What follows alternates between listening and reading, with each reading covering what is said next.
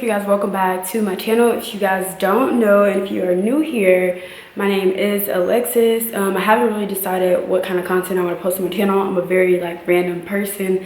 I just do what I want to do, so that's basically what's going to be on the channel, is whatever I want to do.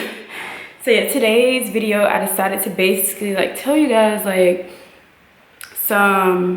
decided to give you guys a backstory of me buying my dream car, how it went, because I was not supposed to buy the car. If you hear something in the background, it's my dog. She has an attitude right now.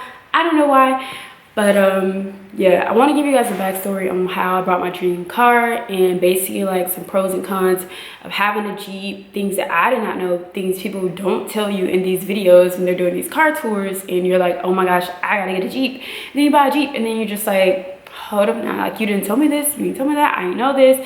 Y'all, it's a lot. But yeah, I decided to tell you guys that, and then how it worked. Also, nobody ever told me how you go about buying a car, when basically you're not going to be paying directly out of pocket the total price of the car. Nobody ever told me that process about the bank. So I think it was very, very, very helpful to basically put it out here, especially for my military, young military people who don't know, because I was that young military person that did not know. I went to YouTube, I was typing in military, first time buying a car, and they show you the car, they don't tell you the process, so you don't know how they got the car. It's just what was the point of this? So yeah, I'm gonna be giving y'all all the tea on this car, okay? So let's just say I've had cars back in my lifetime. I'm not that old, I'm only 23, but I've had a few cars. My first car, my aunt let me drive. It was her husband's, so I didn't have to pay for that. My second car, my parents bought for me. They paid for that. And then my third car, I was actually in the UK. I didn't have to pay for that. One of my sergeants was gracious enough to just give me the car because the car had a lot of problems, and she was just like, hey, if you just want to take care of it, it's yours, you can keep it for free. And then my fourth car, I actually ended up paying cash for in the UK. It wasn't all that. It wasn't not all that. It was a BMW, but the BMW had a little history to it. We're not gonna get into that. But yeah, cars. So when I got to Guam, I did not have a car. I lived my entire military career thinking that I was gonna use my car from back home and just ship it to wherever I got stationed. But apparently that didn't work like that. My parents drove my car while I was away, and there was a very unfortunate accident that happened in the car. The car got totaled, and it just was not worth getting it fixed. And then it was hey, we'll just help you get a car when the time comes, but I don't want to be that person that's still depending on their parents. Nothing is wrong with that, y'all. Nothing is wrong with that, but honey, I wanted to be, I'm more of an independent person. I like doing things on my own. I hate asking for help. If you know me, you know that about me. So when I got to Guam, my first weekend here, it was basically me depending on people for rides. I didn't know anybody. I just met these people through text message. I met one person who picked me up from the airport, and nobody lived on base with me that I work with. Everybody was off base. It was just so hard for me to just coordinate to get to places. I needed cleaning supplies, I needed groceries, and then I was okay, maybe I can just wake up early and just sit out on foot and figure out where these places are. If you're stationed in Guam in the dorms, y'all, everything is, I'm not gonna say it's walking distance because it's not. Everything is pretty far away. It's a struggle, it's hot, and it's humid, it's rainy, all that. So my second week here, I was in the middle of in processing, and then I know a few people here already. I just started texting people I know, and I'm hey, can you take me to look at cars? I was looking at cars every night, every single night, every second. I was looking at cars, asking people hey, do you know someone selling a car? Blah, blah, blah. I got a few offers, but none of the cars were in my price range. Like I said, I still didn't know how the car buying process works. So I was turning down a lot of cars because I just didn't know. I was just dang, am I supposed to just have this money laying on me? Didn't know. So I text my dad, and I'm just Dad, how does this work? I need advice. And then that's when he told me well, when you find the car, you will basically take out a loan for the car from your bank, and then the bank will handle the rest. Then you'll do the paperwork, and then basically the car is yours. I had no idea about any of that, y'all. So crazy. So I was okay, so I need to get something that I don't mind paying back. So my second week here, I ended up going late after work to a car dealership. I found me, y'all, don't do this. Do not do this if you're buying a car. I was gonna settle for nothing wrong with a Kia, but I'm not that type of girl. I was gonna settle for some type of Kia. It was like a family car. I test drove it. It didn't have warranty. It just didn't have anything that could benefit me. Shoot, the air just came on. So I was trying to talk loud, but the car didn't have anything that benefited me, and I was just gonna settle. When I test drove it, I hated it. I almost like hit some people. It was just a total disaster, and I was just like, listen, like, I'm gonna have to get this car because this is in the price range. I'm not trying to pay anything back. And then on the way from me like deciding, like, I told the person that took me, I was like, I'm gonna just settle, I'm gonna get it. And he was like, oh, don't settle, you need to look around. Like, if your heart is telling you no, don't do it. But I was just like, y'all, I'm impatient. I was just like, listen, I'm gonna get this car. And my camera is dying. Oh my god, it's shambles. Okay, so on our way in the dealership, I was telling the lady, like, yeah, I'm gonna follow through, I'm gonna get this car. And then I turned my head to the left. I always had, like, if I ever said I was to get like a car, an affordable car, my dream car would be one of the Honda Civic Coupes. I love the back of the Hondas. Like, the new Hondas are so nice, and Hondas are great cars. My car that was totaled was a Honda, and y'all, that you can put so many miles on a Honda and it's still good, even though it's not safe. Like, it's still a good, reliable car, and they're great on gas.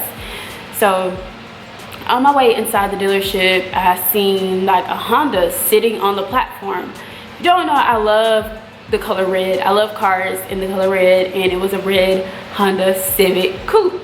And I was just with tinted windows and rims, and I was just like looking at it, and I was like, I'm gonna change my mind. I'm getting that car. I'll be back tomorrow to finalize it. She was like, you don't want to test drive? I was like, no, that's gonna be the car. I'm getting that car. So we went inside the building and like signed the papers, looked at some stuff, and then the next day went to the bank, got the loan. You have to apply for the loan online, or you can do it in the bank. It's easier to apply online, quicker. Go to the bank, pick up the loan, take the loan back to the dealership, and then the dealership does the paperwork, and then you're basically like set to go. Sometimes they'll do like your tags for you, sometimes you have to do it yourself. Luckily, excuse me, they did the tags for me and everything, so that was it. I was driving the car by the next afternoon, and I was in love with it. Y'all, that did not last long because obviously I'm in a Jeep right now.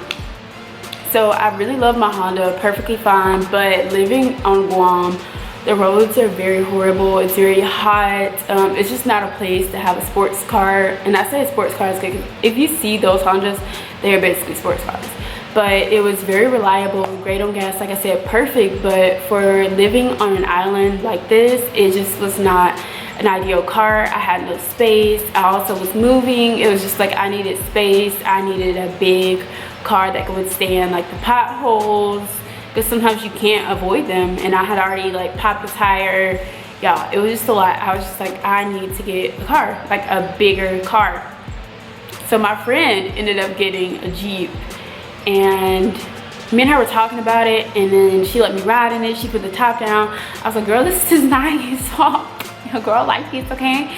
So me and her, we like riding to the beach. We just riding, you know, every time we riding, we got the top off, hair just blowing, you know, we looking fly, we looking fine, okay? Okay, we got all to do is looking at us and stuff. But yeah, so me and her, we like just stunting in the Jeep, and we talked, and then she told me like who sold her the Jeep. She told me how friendly he was, how like nice he was, how helpful he was, and I was like, okay, that's cool, but girl, I'm gonna stick to my little Honda, okay? Because it's affordable, car is affordable, payments affordable, assurance affordable, everything affordable, okay? I can't afford a Jeep. She told me the payment that she was making for the Jeep, and I was just like, camera has been dead for quite some time now. I gave it like some time to just recharge because honey, I was over it. But I think the last thing I said to y'all was like, I was talking to somebody about getting a new car on lunch. 4 hours later, after I said that, I got off of work, and I'm guessing that I don't really remember my thoughts at the time, but I know me, I'm pretty impulsive. I'm an impulsive spender, I'm an impulsive buyer. I want it, I get it, I don't care. And that's not a good thing. Don't be like that unless you can afford to be like that. I can't afford to always be like that, so I don't know what I was thinking. Anyway, I'm talking too much. So I'm pretty sure that this was like a pending thought in my head all day long. And y'all, 4 hours later, after I went to lunch, I literally went to the dealership after work, we was talking, and yeah, I test drove the car. Don't do that either if you're not sure about getting no car. Test drove the car, we put the top down, I fell in love. I went out that night and I was just like, I told him, I'm like, hey, I'm not making an impulse decision. Like, I will not be this person that's gonna keep being impulsive. Like, I'm changing my life for the better. Like, you gotta respect me, sir. Y'all. Went home that night, and I was just thinking, and all I could see in my head was the Jeep. So I was like, let me just talk to the Lord, because you know, you're gonna talk to the Lord. We gotta get some opinions from the Lord, see what the Lord said, okay? So I was like, God, like, if it's for me to get this Jeep, then let my credit score be over this credit score that he said, like, basically your credit has to be over this in order for you to get approved for the Jeep. If it's under, then I can't really work with you. If it's over, then you're good to go. Like, you just need the payment after that. So I was like, Lord, if it's meant for me to get this Jeep, let this credit score be over this number. And I pulled up my credit score, and y'all, guess what? My credit was over what he was saying I needed to get approved to get this car. So I was like, like, is this a sign? Like, is it really meant for me to get this car? You know how you be like questioning it. I just knew this car was so expensive based off like the car that I was currently driving, and I was just like, there's no way, like, I had to sell this other car before moving forward. That night, he was like, I texted him the credit score, printed it out. He was like, hey, you're good to go. Like, you just need to get the loan from the bank. Once you get approved, he said, once you get approved, text me, let me know, and we'll proceed. Y'all, I was not supposed to do this, but a little alcohol got in my system. I was like feeling it, and then I started talking to the Lord again, and I was like, Lord, if it's meant for me to get this car, let me get approved for this loan. Keep in mind, I already had a loan for my other car. Like I said, I was not doing this smart. I should have asked my parents before doing all this. I should have just traded in my other car, but I didn't do that. So I submitted the documents for the loan online for my bank, and then I ended up getting approved, y'all. Then when I got approved, I was like, oh crap. So I sent it to him like, hey, I've been approved for this car. And he was like, yo, that is amazing. Like, I knew you were gonna get approved. Congratulations. And y'all, the next day, going too fast. That night, like I said, I was drinking. I ended up making a down payment on the car that night. And y'all, I'm pretty sure this is where like credit plays into like everything. But my down payment, like with this company, they require you to make a down payment. Like, you have to make something. And the requirement, because my credit was good, it was not that much. It was a lot, but it wasn't that much. And I was just like, what are the odds that I just randomly like have this amount to just freely like give up? And I don't mind about, like, I'm not sad about losing it. I know I'm gonna get my dream car in the end. So the next morning, you know, after my night of drinking, the next morning, I was just like so happy. And I was headed to the bank, picked up my loan paper, took it back to the dealership, and it took about 2 hours because you have to set up your insurance right then and there. And of course, I'm overseas, so it's a little bit harder. You have to work with their time zone. And then I had my car. So yeah, that was the story of me buying my dream car. So sorry that it's lengthy. It was just a lot to the story. Like I said, I ended up making a mistake by not trading in my old car, my Honda, and keeping my Jeep. I was making 2 payments at once, which was very dumb of me. Like I said, I should have talked to my parents. I should have ran everything through them or somebody with experience. But y'all, so glad when I sold that car. Another con for me would be the gas and mileage on the car. Is very terrible. Like you said, a Jeep is a gas guzzler. Like, if you guys don't know, I fill up twice a month because this island isn't very big and I don't do much driving. I drive to and from work to the beach. I never go to like the very end of the island, but I spend about $100 a month on gas, unfortunately. And compared to my Honda, I was spending about $60 a month. So there's like a $40 difference. Then my Honda, like, you just get more like miles for your buck. In my Jeep, you do not. The maintenance for a Jeep is very expensive compared to my Honda, because with the Jeep you can do a lot of customization. I do want to customize, but right now that's not my concern. Like, that's so expensive, and I'm not doing any more impulse buys. Like, I'm not doing it. I just can't afford to. And yeah, the maintenance is super expensive. So every day that I get in my car, I pray nobody hits it.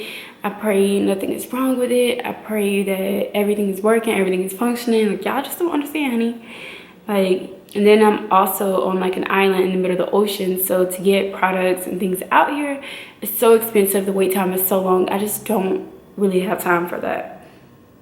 And then the insurance, I am a little cheap, so I did do like the $1,000 deductible to get like a cheaper insurance payment. If you do want to do like a cheaper, for my Honda, I had a $500 deductible because nobody told me about getting an inexpensive deductible to lower your insurance payment. Nobody told me that. But again, $1,000 is not cheap. So every day I do pray, don't let nobody hit this car, because that's $1,000 that I'll be out of pocket over getting it fixed. And it's just, oh my God.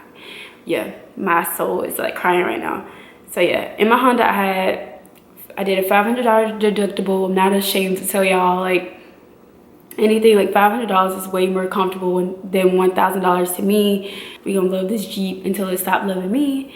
And yeah, like, Jeeps are like very great like vehicles to like take off-road. I hope you guys enjoyed this video. Sorry it was so lengthy, but I hope you learned something. Don't be like me, be better than me, you know. Yeah, and I'll see y'all in my next video.